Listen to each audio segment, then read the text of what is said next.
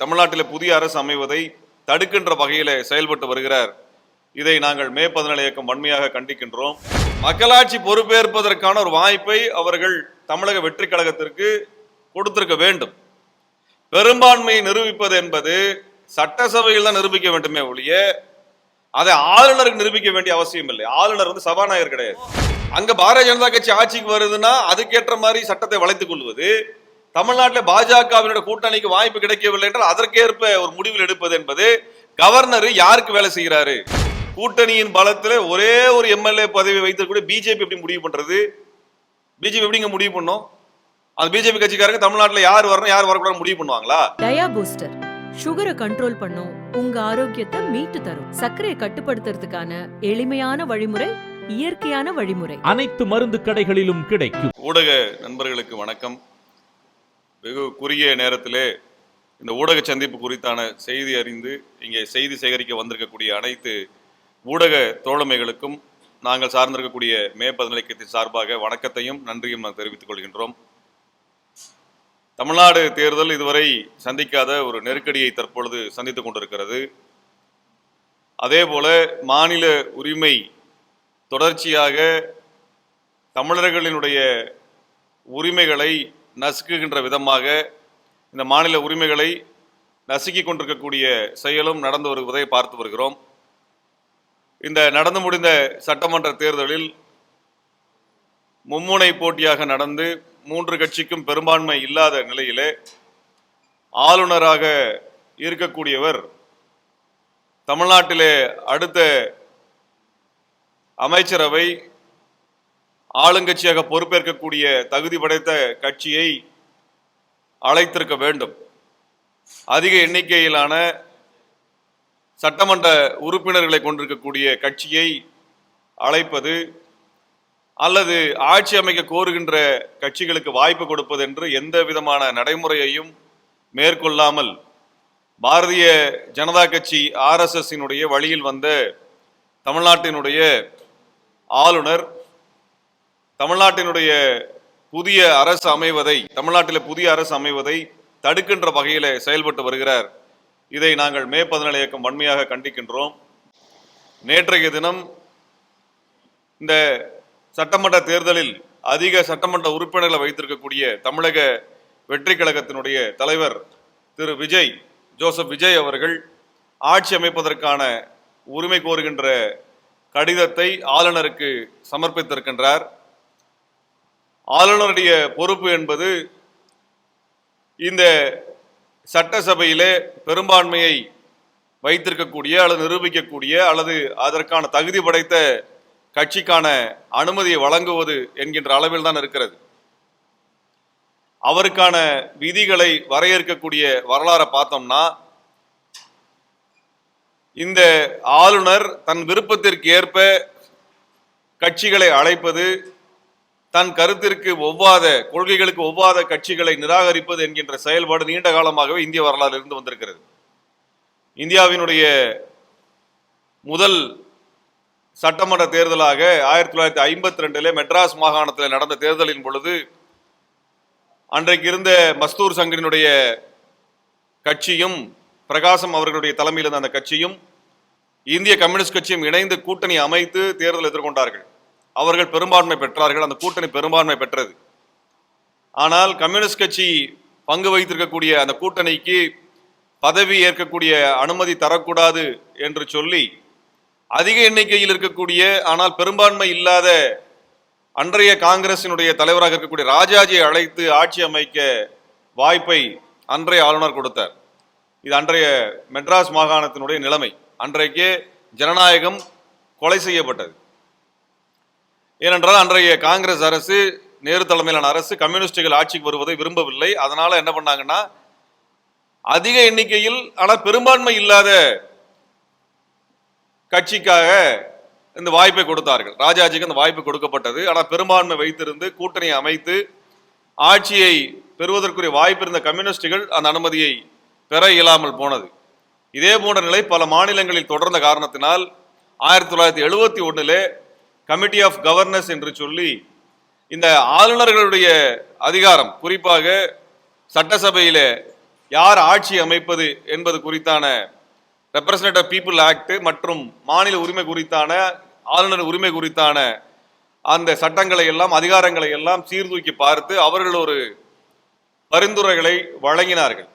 அதன் அடிப்படையில் தேர்தலுக்கு முன்பு கூட்டணி அமைத்து பெரும்பான்மை பெற்றக்கூடிய கட்சியை அழைப்பது அல்லது அதிக எண்ணிக்கை வைத்திருக்கக்கூடிய கட்சியை அவர்கள் ஆட்சி அமைக்க அழைப்பது, அதுவும் இல்லை என்றால் தேர்தலுக்கு பின்பு ஒரு கூட்டணி அமைத்து பெரும்பான்மையை பெறக்கூடிய அந்த கூட்டணி கட்சிகளை ஆட்சி அமைக்க அழைப்பது என்றெல்லாம் நெறிமுறைகள் வகுக்கப்பட்டன. இது 1988 காலகட்டத்தில் அமைக்கப்பட்ட சர்க்காரியா கமிஷன் இந்த நெறிமுறைகளை வரையறுத்து கொடுத்தது. அதற்கு பிறகு பூஞ்சி கமிஷன் இது குறித்து பேசி அவர்களும் இதே நெறிமுறை ஏற்றுக்கொண்டார்கள். 1994 நடந்த பொம்மை SR பொம்மை அவர்களுடைய, அதாவது கர்நாடகத்திலே ஆட்சி அமைக்கக்கூடிய உரிமை கோரிய SR பொம்மைக்கு ஒரு அநீதி நடந்த பொழுது அவர் உச்சநீதிமன்றத்தை நாடினார். அப்பொழுது உச்சநீதிமன்றம் என்ன சொன்னது என்றால், எந்த கட்சிக்கு பெரும்பான்மை இருக்கிறதோ, அதாவது அதிக எண்ணிக்கையிலான பெரும்பான்மை இல்லாமல் ஒரு தொங்கு சட்டசபை உருவாக்கக்கூடிய சூழலில் எந்த கட்சிக்கு அதிகமான உறுப்பினர்கள் இருக்கிறார்களோ, சட்டமன்ற உறுப்பினர் இருக்கிறார்களோ அந்த கட்சியை அழைக்க வேண்டும் என்று உச்சநீதிமன்றம் தீர்ப்பு கொடுத்தது. ஆளுநரினுடைய அதிகாரத்தை வரையறுத்து கொடுத்தாங்க. அப்ப இந்த வரையறைப்படி எந்த நடவடிக்கையும் தமிழ்நாட்டினுடைய இன்றைய ஆளுநர் மேற்கொண்டிருந்தால் விஜய் அவர்களுக்கான ஆட்சி அமைக்கக்கூடிய உரிமையை அங்கீகரித்திருப்பார். அப்படி எதுவும் நடக்கல. இப்ப நம்ம என்ன கேட்கிறோம்னா, அதிமுக திமுக இரண்டு கட்சிகளும் இரண்டு கூட்டணிகளும் ஆட்சி அமைப்பதற்கான உரிமை கோரவில்லை. அவங்க நாங்க ஆட்சி அமைக்கிறோம் கேட்கல. ஆட்சி அமைக்கணும் கேட்ட ஒரே கட்சி தமிழக வெற்றி கழகம் தான் கேட்டிருக்கிறாங்க. திரு விஜய் அவர்கள் தான் சந்தித்து பேசியிருக்காங்கன்னா, தமிழ்நாட்டில் உடனடியாக மக்களாட்சி நிலவுவதற்கான வழிமுறையை செய்வதுதான் ஒரு ஆளுநரோட வேலை. அப்ப மக்களாட்சி பொறுப்பேற்பதற்கான ஒரு வாய்ப்பை அவர்கள் தமிழக வெற்றி கழகத்திற்கு கொடுத்திருக்க வேண்டும். பெரும்பான்மையை நிரூபிப்பது என்பது சட்டசபையில் தான் நிரூபிக்க வேண்டுமே ஒழிய அதை ஆளுநருக்கு நிரூபிக்க வேண்டிய அவசியம் இல்லை. ஆளுநர் சபாநாயகர் கிடையாது. ஆளுநருக்கு ஒரு கட்சியை பற்றியான மதிப்பிடுவதில் எந்த அளவீடுமே கிடையாது. அவருடைய விருப்பத்திற்கு ஏற்ப அவருடைய அதிகாரத்தை வளைத்துக் கொள்ளக்கூடிய வகையில் நடந்து கொண்டிருக்கிறார்கள். பெரும்பான்மையை ஆளுநர் நிரூபிக்க வேண்டும் என்கின்ற அவசியம் இல்லை. அதை சட்டசபையில் நிரூபிப்பது என்பது மக்கள் மன்றத்தை நிரூபிப்பதற்கான அடையாளமாக மாறும். அப்படிப்பட்ட வாய்ப்பை அவர் தமிழக வெற்றி கழகத்தை கொடுத்திருக்கணும். அவர் பெரும்பான்மை நிரூபிக்க வேண்டிய பொறுப்பை அவர் கையில் கொடுத்திருக்க வேண்டும். பெரும்பான்மையான ஒரு அரசை நிறுவுவது என்கின்ற எதேச்சதிகார ஒரு தனத்தை ஆளுநர் மேற்கொண்டிருக்கிறார். அதுதான் தமிழ்நாட்டில் நாம் எச்சரிக்கையோடு கவனிக்க வேண்டியது. இது திமுக அதிமுக தாவேக என்கின்ற கட்சி சார்ந்த அரசியல் நாங்கள் நின்று பேசல. தமிழ்நாட்டினுடைய மாநில உரிமை சார்ந்து பேசுகிறோம். இது நாளைக்கு எல்லா கட்சிக்கும் இது போன்ற ஒரு சூழ்நிலை வரலாம். அந்த இடத்துல தான் தமிழ்நாடு மக்கள் இந்த ஆட்சி அமைக்கின்ற உரிமை குறித்து தெளிவோடு இதை அணுக வேண்டியது இருக்கிறது. ஒரு தனிநபர் ஒரு ஆளுநர் முடிவு செய்ய முடியாது. மக்கள் வாக்களித்திருக்கிறார்கள். அந்த வாக்களிப்பின் அடிப்படையில் இந்த கட்சிகளுக்கு இவ்வளவு விகிதத்தில் வாக்குகள் கிடைத்திருக்கின்றன, சட்டமன்ற உறுப்பினர் கிடைத்திருக்கிறார்கள். அவர்கள் பெரும்பான்மையோ அல்லது பெரும்பான்மை தவறுகிறார்கள் என்றாலோ அதை சட்டமன்றத்தில் நிரூபிக்கட்டும், மக்கள் மன்றத்திலே அது நிரூபிக்கப்படட்டும். அதை அப்படியான ஒன்றை தான் நம்ம முன்வைக்கிறோம். இதுக்கு நான் குறிப்பா பேசுற இன்னொரு காரணம் இருக்கு. 2018 கர்நாடக தேர்தலின் பொழுது என்ன நடந்தது என்றால், அங்கே 3 மும்முனை போட்டியாக காங்கிரஸ் கட்சி, மதச்சார்பற்ற ஜனதாதளம் மற்றும் பாரதிய ஜனதா கட்சி தேர்தலில் போட்டியிட்ட பொழுது பாரதிய ஜனதா கட்சிக்கு அதிக எண்ணிக்கையில் சட்டமன்ற உறுப்பினர் கிடைத்தார்கள், ஆனால் பெரும்பான்மை கிடைக்கவில்லை. இரண்டாவதாக காங்கிரஸ் கட்சி இருந்தது, மூன்றாவதாக மதச்சார்பற்ற ஜனதாதளம் இருந்தது. அந்த இடத்துல காங்கிரஸ் கட்சி மதச்சார்பற்ற ஜனதாதளத்துக்கு ஆதரவு தெரிவிப்பதாக அறிவித்து ஒரு பெரும்பான்மை கணக்கை முன்னிறுத்தினார்கள். ஆக சர்க்காரியா கமிஷன்ல இருந்து பூஞ்சி கமிஷன்ல இருந்து கமிஷன் ஆஃப் கவர்னன்ஸ்ல இருந்து சொல்லப்பட்ட உச்சநீதிமன்றத்தினுடைய தீர்ப்பின் அடிப்படையில் பார்த்தால் மதச்சார்பற்ற ஜனதாதளத்திற்கு கூட்டணிக்கு ஆட்சி அமைக்கின்ற அதிகாரத்தை கொடுத்திருக்க வேண்டும். ஆனால் அன்றைக்கு பாரதிய ஜனதா கட்சியினுடைய முகவர்களாக எடுபடிகளாக இருந்த ஆளுநர் பாரதிய ஜனதா கட்சியை கூப்பிட்டு ஆட்சி அமைக்க, எடியூரப்பாவை அழைத்து ஆட்சி அமைக்க அனுமதி கொடுத்தார். அது மட்டுமல்ல, பெரும்பான்மை நிரூபிப்பதற்காக 15 நாட்கள் அதற்கான கால அவகாசம் கொடுத்தார். இது எதுக்கு? அடுத்த கட்சி உடைப்பதற்கான அந்த கால அவகாசமாக அதை கொடுத்தார். உடனடியாக உச்சநீதிமன்றம் சென்ற பொழுது அந்த 15 நாள் என்பது ஒரே நாளாக குறைக்கப்பட்டது. ஒரே நாள்ல நீங்க நிரூபிக்கணும், ஒரு நாள் தான் உங்களுக்கு அவகாசம் நிரூபிக்க வேணும் உச்சநீதிமன்றம் சொல்லிச்சு. இது ஆளுநர் அதிகாரத்தின் மீது உச்சநீதிமன்றம் வைத்த என்ன சொல்றது கடுமையான ஒரு விமர்சனம். இதுக்கு அப்புறமும் அங்க பாரதிய ஜனதா கட்சி ஆட்சிக்கு வருதுன்னா அதுக்கேற்ற மாதிரி சட்டத்தை வளைத்துக் கொள்வது, தமிழ்நாட்டில் பாஜகவினுடைய கூட்டணிக்கு வாய்ப்பு கிடைக்கவில்லை என்றால் அதற்கேற்ப ஒரு முடிவில் எடுப்பது என்பது, கவர்னர் யாருக்கு வேலை செய்கிறாரு, கவர்னர் என்கின்ற பதவி யாருக்காக இருக்கிறது என்ற கேள்வி எழுப்ப விரும்புறோம். எந்த கட்சி வேணா இருக்கட்டும், எந்த கட்சி வேணா இந்த இடத்துல இருக்கட்டும். ஆனால் இதுல ஒரு நீங்க ஒண்ணு சட்ட முறைப்படி ஒண்ணு வர்றீங்க, ஒரு நெறிமுறை, அந்த நெறிமுறையை கடைபிடிக்கணும். உங்க நெறிமுறை உங்க இஷ்டத்துக்கு எல்லாம் பண்றீங்கன்னா பிஜேபி காரங்க வந்து எந்த மாநிலத்தில் வேணா யாரை வேணா அவங்க விருப்பத்துக்கு அழைக்கிறது, அவங்க விருப்பத்துக்கு நிராகரிக்கிறது ஒரு போக்கை வந்து தமிழ்நாடு அனுமதிக்க கூடாது. இது அனைத்து கட்சிகளும் கண்டிக்க வேண்டும் என்று நாங்கள் நேற்றைக்கு அறிக்கை வெளியிட்டிருந்தோம். இன்றைக்கு பல கட்சிகள் அந்த நிலைப்பாட்டை ஆதரித்திருக்கிறார்கள், அவர்கள் கவர்னருடைய போக்கை கண்டித்திருக்கிறார்கள், வரவேற்கிறோம். தமிழ்நாட்டில் உடனடியாக ஒரு மக்களாட்சி வரணும். இன்றைக்கு யாரையுமே அழைக்காம இருந்து நாளைக்கு கவர்னர் ஆட்சி வருது அப்படின்னா அது மக்களாட்சிக்கு நேர் எதிரானது. மக்கள் ஒன்றும் ஓட்டு போடாம எங்களுக்கு எந்த கட்சி வேண்டாம்னு நிராகரிக்கல, ஓட்டு போட்டிருக்கிறாங்க. 3 அணிகளும் கணிசமான சட்டமன்ற உறுப்பினர் வச்சிருக்கிறாங்க கையில. ஒவ்வொரு தொகுதியும் தனக்கான சட்டமன்ற உறுப்பினர் யாருன்னு முடிவு பண்ணி அனுப்பி இருக்குது.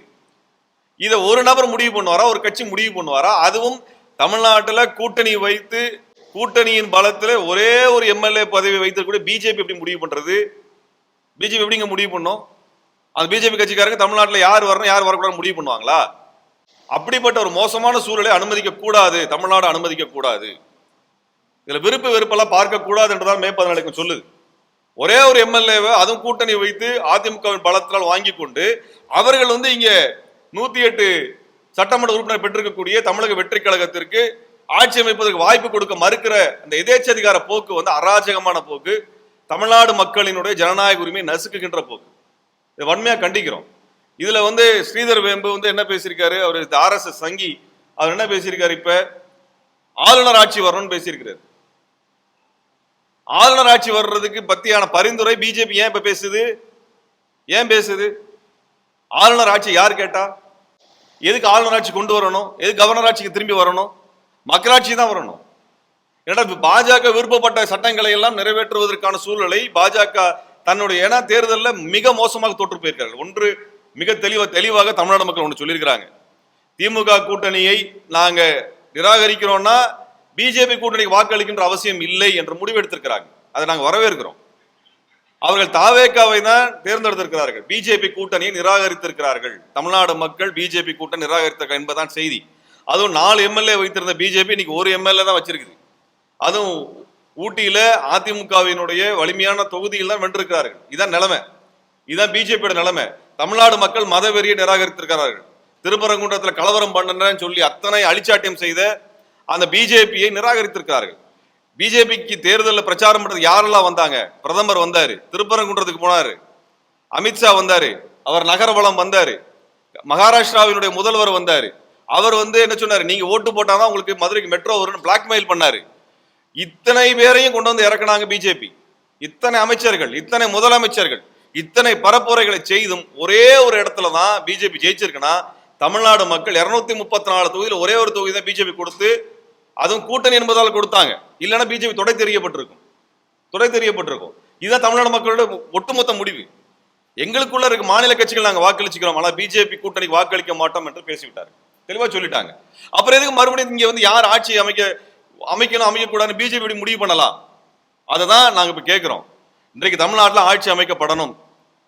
தமிழக வெற்றி கழகத்திற்கு ஜனநாயக சக்திகள் இந்த புள்ளியில இருந்தாவது கவனிக்க வேண்டும். இதை இந்த புள்ளியில இருந்தா கவனிக்க. நாளைக்கு ஆளுநர் ஆட்சியை வந்து நம்ம தலையில் திணிக்கிறதுக்கா? ஆளுநர் ஆட்சி நடந்ததுக்காக கொண்டு வந்ததுக்கு பின்னாடி இவங்க என்ன வேணா செய்வாங்களே, மாநிலத்தை என்ன வேணா செய்வாங்கல்ல. இப்பவே யோசிச்சு பாருங்க, நேற்றுக்கு ஒரு நாளுக்குள்ள என்ன நடந்திருக்கிறது. அவர் ஆட்சி அமைப்பதற்கான அனுமதியை கொடுக்கல. அதே நேரத்தில் மணி லாண்டரிங் கேஸ் PMLA வழக்கு திரு விஜய் மேல ஏவப்பட்டிருக்கிறது, அந்த வழக்கு கொண்டு வரப்பட்டிருக்கிறது. அதே நேரத்தில் மும்மொழி கொள்கையை முன்வைக்கக்கூடிய PM ஸ்ரீ திட்டத்தை உடனடியாக நடைமுறைப்படுத்தணும்னு ஒன்றிய அரசுடைய கல்வித்துறை கடிதம் அனுப்பியிருக்குது. நான் கேட்கிறேன், இங்க ஒரு ஆட்சி அமையல, மக்களாட்சி அமையாதப்ப இத்தனை நெருக்கடி பிஜேபி காரன் கொடுக்குறான். இது எவ்வளவு பெரிய அராஜகமான போக்கு. தமிழ்நாடு மக்களை பத்தி என்ன நினைக்கிறாங்க? அப்ப இந்த புள்ளியில இருந்தா பார்க்கணும். இப்ப நீங்க திமுகவினுடைய தலைவர் மரியாதைக்குரிய முன்னாள் முதலமைச்சர் மு.க. ஸ்டாலின் அவர்கள் தெளிவான சொல்லியிருக்காங்க, நாங்கள் 6 மாதம் இவர்களுடைய ஆட்சியை அல்லது இவர்களுடைய அந்த ஆட்சி காலத்தை நாங்கள் தொந்தரவு செய்ய மாட்டோம் அப்படின்னு தெளிவா மிக ஜனநாயகமான ஒரு அறிக்கை வெளியிட்டு இருக்கிறாங்க. இப்ப இப்படி எல்லாருமே வெளிப்படையா சொன்னதுக்கு பின்னாடியும் இவர் ஆட்சி அமைக்க விடக்கூடாதுன்னு சொன்னா அப்ப யார் ஆட்சி அமைக்கிறதுக்காக பிஜேபி விரும்புகிறது என்றால் கவர்னரினுடைய ஆளுநரினுடைய ஆட்சியை கொண்டு வந்து அவர் திட்டங்கள் நடைமுறைப்படுத்த விரும்புகிறான்றதான் புரிந்து கொள்ள முடியும். அதுதான் நான் பேசி முடிச்சிடுறாங்க, அப்புறமேல் பேசலாம், ஒன்னும் அவசரம் எல்லாம் ஒன்றும் இல்லை, 2 மணி நேரம் கூட உட்காந்துருங்க. அப்ப இப்படிப்பட்ட ஒரு நிலைமையை கவனத்தில் எடுத்துக்கணும்னு தான் நான் தமிழ்நாடு மக்களுக்கு வேண்டுகோள் வைக்கிறோம். நீங்க வாக்களித்திருக்கிறீர்கள், நீங்கள் தேர்ந்தெடுத்த வேட்பாளர் சரியா தவறா என்ற இடத்துக்குள்ள நாங்க போல, எந்த கட்சி தேர்ந்தெடுக்கிற இடத்துக்குள்ள நாங்க போல, அது எங்களுக்கு தேவையில்லை. பாரதிய ஜனதா கட்சிக்கு எதிராக மே 14 இயக்கம் பரப்புரை மேற்கொண்டது. அதுல பாரதிய ஜனதா கட்சி மக்களால் வீழ்த்தப்பட்டது என்பதிலே நாங்கள் மக்களுக்கு, தமிழ் மக்களுக்கு, தமிழர்களுக்கு நான் நன்றி தெரிவிக்கின்றோம்.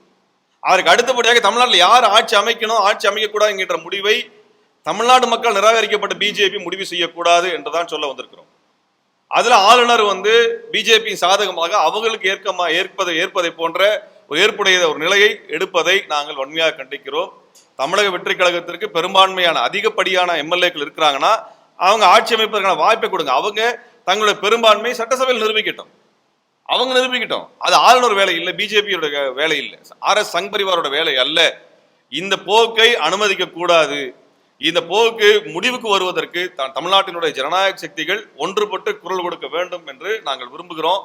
அப்படிப்பட்ட ஒரு நிலைமை வரணும். தமிழ்நாடை பாதுகாப்பது என்பது இந்த பிஜேபியின் தொடர் தாக்குதலில் இருந்து நம்மை பாதுகாத்துக் கொள்வதற்கான அனைத்து கட்டங்களிலும் ஒன்றுபட்டு நிற்க வேண்டும் என்பதுதான் எங்களது குரலாகவும் எங்களது கோரிக்கையாகவும் சமயத்தில் இருக்கிறது என்பதை நாங்கள் தெளிவுபடுத்த விரும்புகிறோம்.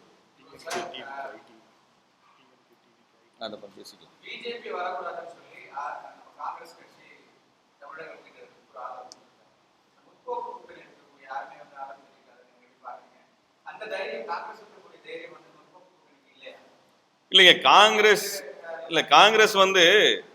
அவங்க தமிழக வெற்றி கழகத்தோடு போகணும்னு முடிவு பண்ணி தான் தேர்தலுக்கு முன்னாடியே முடிவு பண்ணியிருக்கணும்.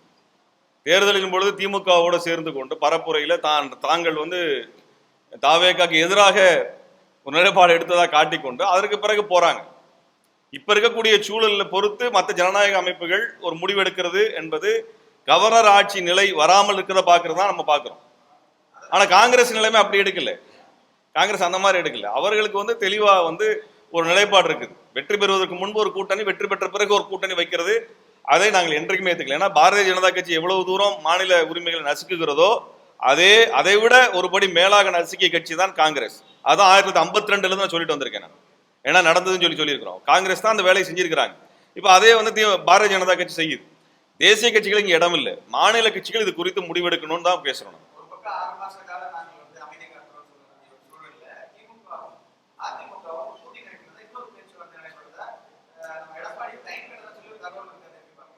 இப்ப அதிமுக திமுக 2 பேரும் பேசினதாக 2 கட்சிகளும் அதிகாரப்பூர்வம் அறிவிக்கல. அதுதாங்க, நம்ம ஊடகங்கள் எந்த லட்சணத்துல இருக்கு தேசிய அளவுலன்றதை நம்ம பார்த்துட்டோம். பிஜேபியோட ஊடகங்கள் என்ன அளவுல இருக்குன்னு நம்ம பார்த்துட்டோம். அதனால இந்திய அளவிலான ஊடகங்களை நாங்க ரெஃபரன்ஸா எடுக்கல. தமிழ்நாட்டு ஊடகங்கள்ல பேசலாம், ஆனா இந்த விஷயம் இதுவரைக்கும் 2 கட்சிகளும் அந்த நிலைப்பாடை வெளிப்படையாக சொல்லல. அதிகாரப்பூர்வமாக அறிவிக்கப்படாத ஒரு விஷயத்தை குறித்து நாங்கள் பேச முடியாது. அதான் நாங்க சொல்ல முடியும். அப்படி ஒரு நிலைமை, அப்படி உண்மை 2 கட்சிகளும் பேசுது அப்படின்னா அது ஏற்புடையது அல்ல. அது அப்படியான ஒண்ணு பண்ணாங்கன்னா தப்பு.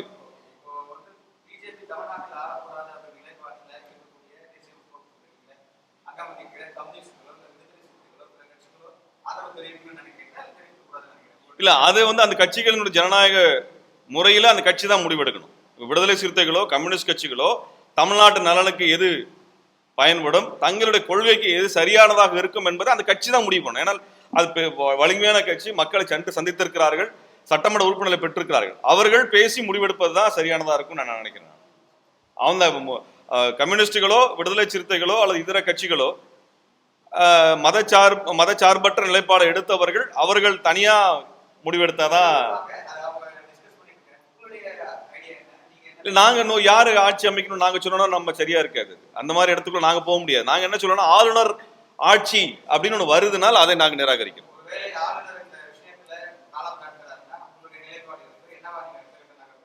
ஆளுநர் யாரையும் அழைக்காம ஒரு மக்களாட்சி முறை வரவிடாமல் தடுத்தால் நிச்சயமாக அதற்கு எதிரான போராட்டத்தை நாங்கள் முன்னெடுப்போம்.